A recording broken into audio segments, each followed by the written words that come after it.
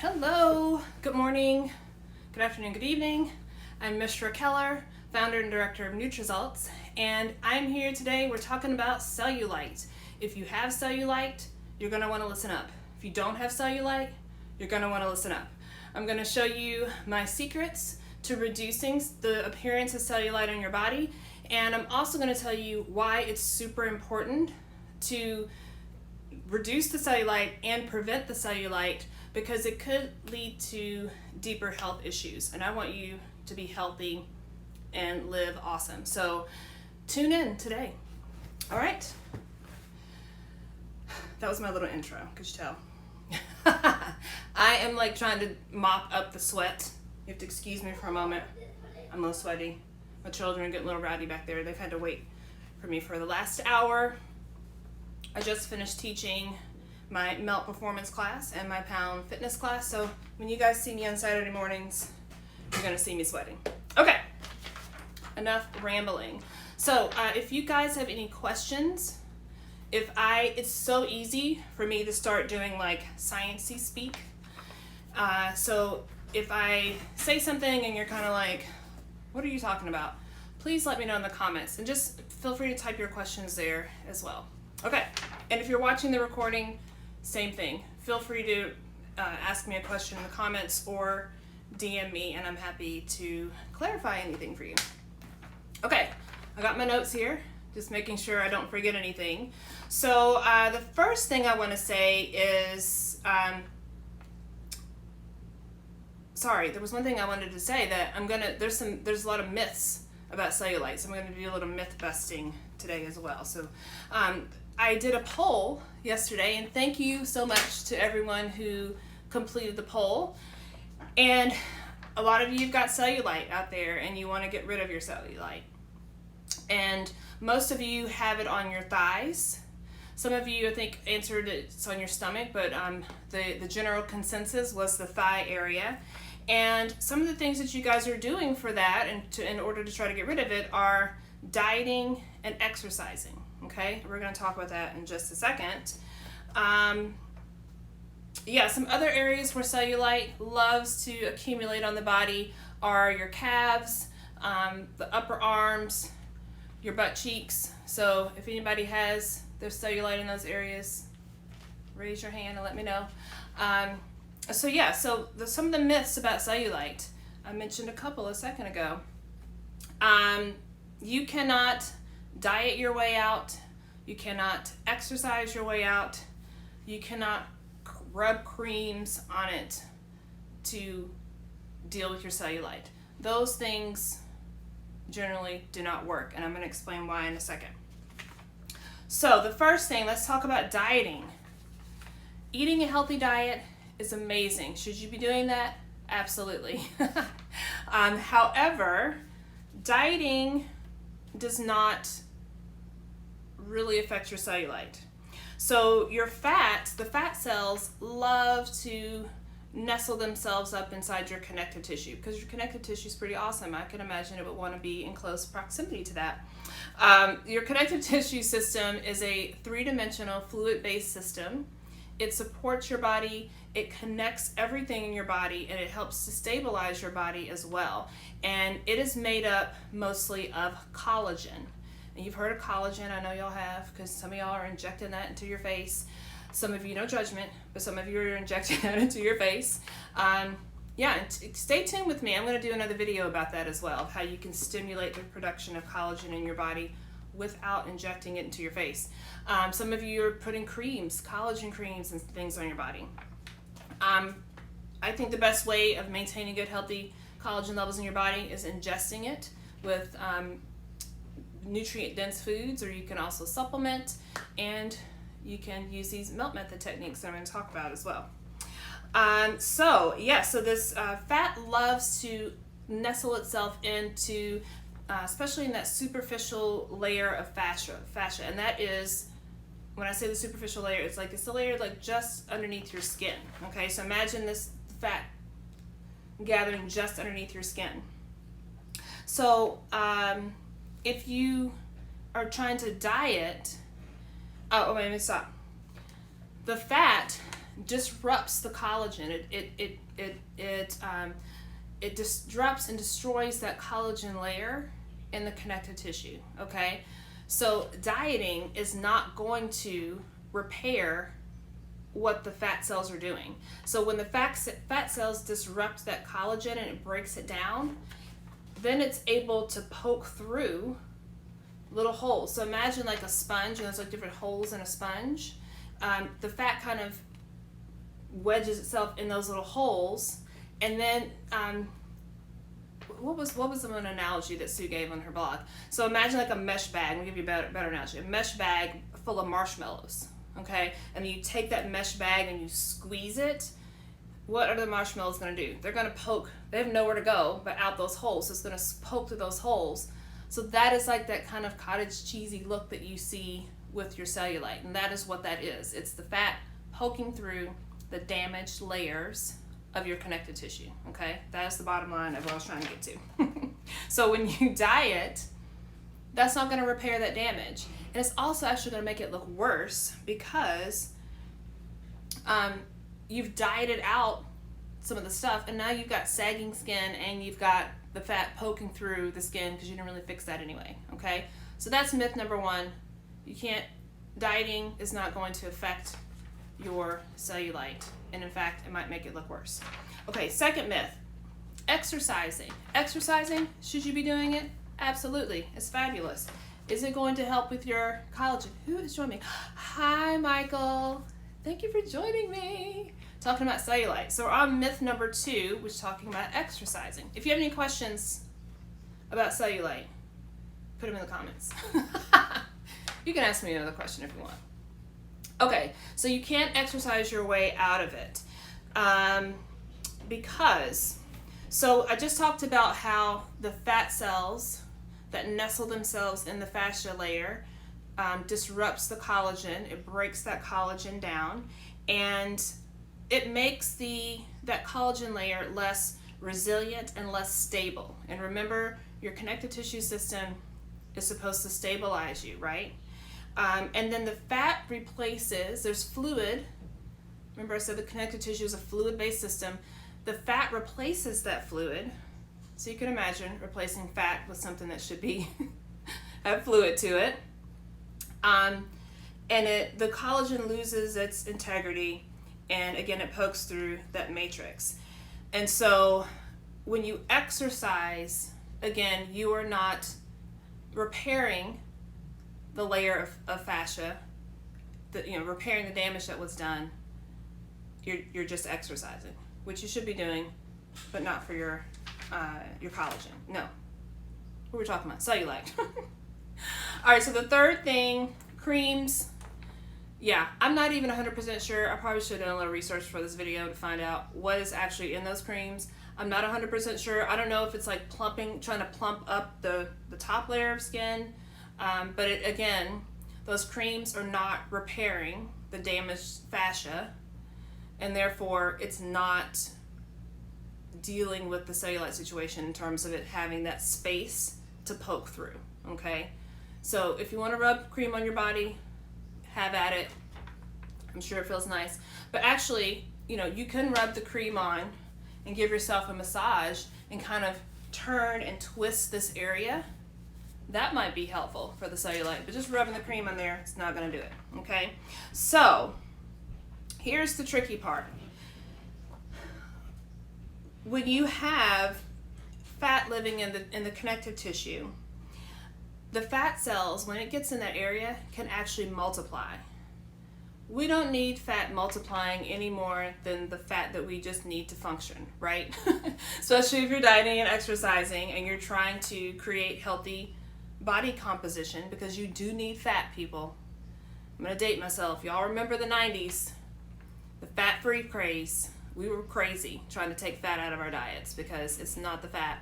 We need fat in our body. We need good, healthy fats, right? So it's about where that fat is in the body. When it sets in that fascial layer, the cells start to multiply, and we don't want to encourage that. So also, when you compress and pull on that tissue, especially that damaged tissue that has the fat globules in there, you are going to dehydrate the connective tissue and cause damage. And when compressing the tissue, what is the main thing that we do to compress the backs of our thighs? Oh, let me wave it, Michael. I forgot to wave. What is the main thing we do to compress the backs of our thighs? I'm doing it right now. We sit. And our culture now, we sit way too much. That is one of the biggest things. If you got cellulite on your thighs, you're sitting too much. You're compressing that fascia. You're dehydrating the fascia. You're breaking down the collagen, and you are just making a beautiful home for that fat, and then it pokes through the layer, and you can see it on your skin.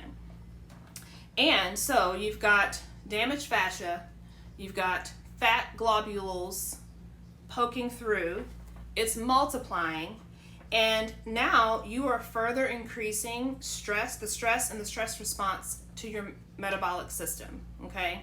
We don't need any more stress.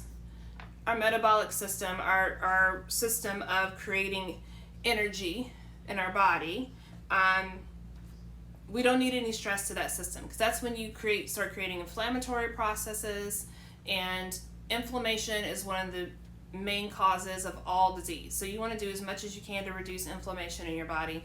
So don't give the fat a lush mansion, beautiful, fabulous home in your fascia, okay? Because that is going to lead you down a rabbit hole, and then you may find yourself with other health issues that seem completely unrelated to connective tissue and cellulite. But it's all connected because our bodies are connected. We live in one whole, beautiful, awesome system. Okay, so now that I've told you all the things, we've busted the myths, I've explained where cellulite comes from, what do you do about it? The first thing I want you to do, actually the very first thing I want you to do, I'm going to give you a bonus tip. Your bonus tip today, I'm going to give that to you first. Love your body up. If you've got cellulite on your body, a lot of people, probably most people, have cellulite. Okay? Don't beat yourself up about it. Don't look in the mirror and go, oh my God, I'm so ugly, look at that cellulite. I want you to say, look at that fabulous body. My heart is pumping for me every day. I get up every morning. I can move my arms and legs. And even if you can't move your arms and legs, your brain is working. You're still here in this realm in your body. And we have things to do here. We have work to do. We have a purpose. So be grateful and thankful for your body. Love up that cellulite. If you are ready to let go of that cellulite, then that is okay if you are. Here are some things that you can do. So then the first thing, you want to drink water. Yes, let me have a sip of water because my mouth's kind of dry. You want to drink water. You want to drink that water consistently throughout the day, okay? Don't drink a whole gallon of water in the morning and a whole gallon of water when you get home at night. Have your water bottle or your glass. I got these glasses at IKEA and they're my favorite now, so I drink I drink all my beverages, but it makes it fun. So like, get a fun glass, get a fun water bottle, something that you are gonna enjoy carrying around or enjoy using. When you look at it, you think, oh my gosh, I love the color of that. Oh, let me take a sip of water. So you wanna have water, you wanna drink some water when you're eating, you wanna have water all throughout the day, okay? That's going to hydrate your body. And then when you add techniques in, like the melt method techniques, I'm gonna show you a couple in a second. These 2 moves that you're gonna want to add into your self-care routine and do them daily if you have cellulite, and at least 3 times a week if you are trying to prevent cellulite. When you start adding in things like the melt method, then that takes the water that you're drinking and it creates hydration in the connective tissue, and then the tissue can actually uptake the water that you're drinking. So if you have any questions about that, you want to hear more about that in detail, check out my IGTV station. I do a video about that, and I have a little sponge and I talk all about how that works. You also want to make sure if you are a melter and you are melting daily or 3-4 times a week, you're going to want to hydrate before and after you melt. That's key. So having some water before you start your melt practice, have some water after when you're finished. I said water like I'm from the East Coast. I did live there for a while. Sometimes it gets in there. Okay, second tip, get up and move. I said before, one of the big things that's causing that cellulite under your thighs is the compression of the tissue. So we sit way too much. Most of us sit way too much throughout the day. So if you do have a desk job or you have a job where you do sit a lot, you're going to want to move every 30 to 45 minutes. So I have an Apple Watch, and it has a little app on there like to stand. I think it's on the app. I don't know how it works. I just put the thing on and it started dinging and told me to stand up. So if you don't have that app turned on your watch, look for that. But it's a nice reminder to say, hey, you've been sitting too long, and it prompts you to get up and move for a minute. So you want to do that. So sometimes I just get up and I do a little bit of this, or I'll go to the kitchen, pour some water, but you just want to move for a minute, and then you can sit back down again. And it just kind of gets the circulation going. You want to keep the circulation going through your body. That also helps to prevent cellulite. And yeah, and if you don't have the Apple Watch, most everybody, if you're watching me on this, you probably have a phone. Set a timer on your phone. So when you sit down at your desk, set a timer for 30 minutes. And when it goes off, get up, move around, and then sit back down. And it's really good too for your brain. It gives your brain a break from whatever you're working on. And studies show that when you have those breaks, that it makes you a lot more productive, makes your mind a little clearer. So when you sit back down, you can be a lot more efficient with your work. So a lot can happen if you just get up and move, okay? The third tip, I'm sitting on it, is to add some fascia hydration techniques into your routine. And I'm giving that a broad category because there are different ways that you can do this. So one of the things you can do, you can go to a body worker who is trained to work with fascia, and they can help to manipulate the fascia to improve hydration in the tissue, and also potentially helping you with some stabilization of your joints by hydrating the tissue, waking up some of those internal stabilizers. So that is one way. The other way is you can treat yourself. You know, if my friend Christopher Rodasakis, my fascia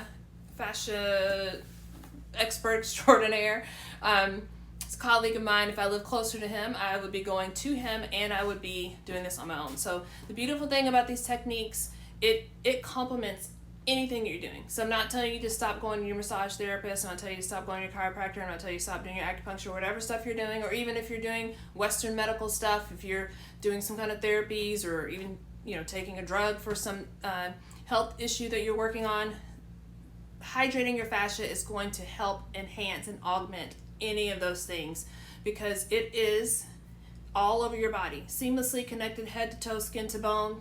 Every single process in your body relies on the health of the connective tissue to do its job. So when it's healthy and hydrated, your immune system is functioning, and all the other systems in your body are functioning and at an optimal level. So incorporating these into your routine, fabulous. So I'm going to show you 2 moves today. Actually, kind of 2 moves. This first one's kind of multiple moves. So the first one I want to show you is about, I know some of you didn't really talk about having cellulite, not fascia, cellulite on your bums, but this is a really good thing to do. Even if you're trying to restore hydration into the fascia in your thighs, you can still use this tip. So you want to have a melt soft roller. Make sure you have the right tools. This soft roller is specifically designed for melt method techniques, specifically designed to treat your fascia. Okay, if you use a hard roller, you're not going to get the same result, and you may even hurt yourself. All right, I'm going to stop talking. Sit down on top of the roller. You're just going to lean forward. We're just going to start by rolling over the roller, kind of rolling over your sits bones. You don't need to move very far. Just starting to get some hydration in that area. And then you can put your feet together, tip over to one side, do some deep hip gliding and shearing here. So you're just going to roll over. See how easy this is? Like, anybody can do this, and it doesn't take up much time. So then to shear, you want to compress into the roller. There's three ways to shear. You can open and close. Let me turn this way so y'all can see what I'm doing. I'm just like not doing this very well on the camera today. Whoa. All right, so gliding over the roller, and then you're going to open and close your knee. You can straighten your leg. This is the shear technique. There's 3 ways to shear. And then you can do a little cross friction. I'm going to go off the camera a little bit, but you can see what I'm doing. Just put your hand down on the edge of the roller and move your hips front to back. for a little cross friction. And then you want to wait. You always want to wait after you do a shear. Just take a focused breath. So you want to do that on the right and the left. If you want to get a little side hip action, you can put your forearm down. Let me scoot over. But just put your forearm down and then just do the same thing. You want to just do a little gliding over the roller. You can use your feet to navigate your body. You can straighten your leg, bend your leg. You're really getting up into the kind of the top edge of the hips here when you straighten the leg. And then the same techniques with the shearing, opening, closing the knee, rolling over the roller, and doing a little cross friction. And then you wait. Take a focused breath. You always want to wait after you apply a shear force. You want to give your body a moment to adapt to the changes that you just made. Okay, so that is how you can bring some hydration to your pelvis, to your hips. When you hydrate your pelvis and get stability in your pelvis, when I talk about life-changing, that is an understatement. Like, it literally can change your life. All right, so then the last thing I'm going to talk about, what am I talking about? Back of thigh shear. This one is so easy, you're just going to freak out.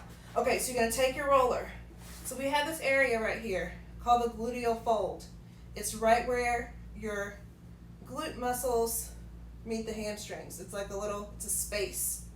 If you're coming to my melt class, we're doing a 90-minute melt session, mobility session. I'm going to teach you all of these moves, especially if cellulite is your focus. We'll talk about the masses and spaces. I may even do another video about that another time. But it's right where those two places meet together, and you're going to place the roller there. You're just going to relax your legs over the roller. Hopefully you can still hear me. I'm way far away from the camera. And you're just going to take your toes, turn them in, turn them out. And you're going to think about compressing into the roller, pinning the tissue between your bone and the roller, and then you're going to twist the flesh around the bone, applying a shear force here. So we're compressing the tissue. When you compress the tissue and then you wait, remember you always wait, and then it creates a fill effect. And then where you compress the tissue, it fills it with fluid, okay? And then you just do the other side. You can do both legs at the same time if you want. I like to do one leg at a time. I feel like I get a little bit more pressure on the roller when I do one at a time. And then you just wait. And then you can take this roller all the way down and just move it down like inch by inch, all the way down to where the hamstring connects down there. You don't ever want to melt the spaces. This is one space, this is another space. This is the mass in between. You only want to melt the masses. But you can take that roller all the way down the legs.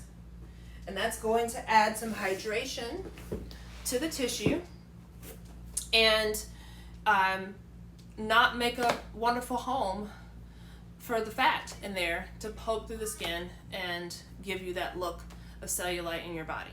Okay, so if that looked interesting to you, I would love for you to try it. It feels so amazing in your body and it does so many wonderful things for your body. I would love to teach you more in my 90-minute mobility sessions. We would work one-on-one. We tackle your top health issues. If cellulite is one of the issues, you learn these moves that I just showed you today and some more moves. We can also talk about some other kind of key tips of things that you can do to help reduce that cellulite.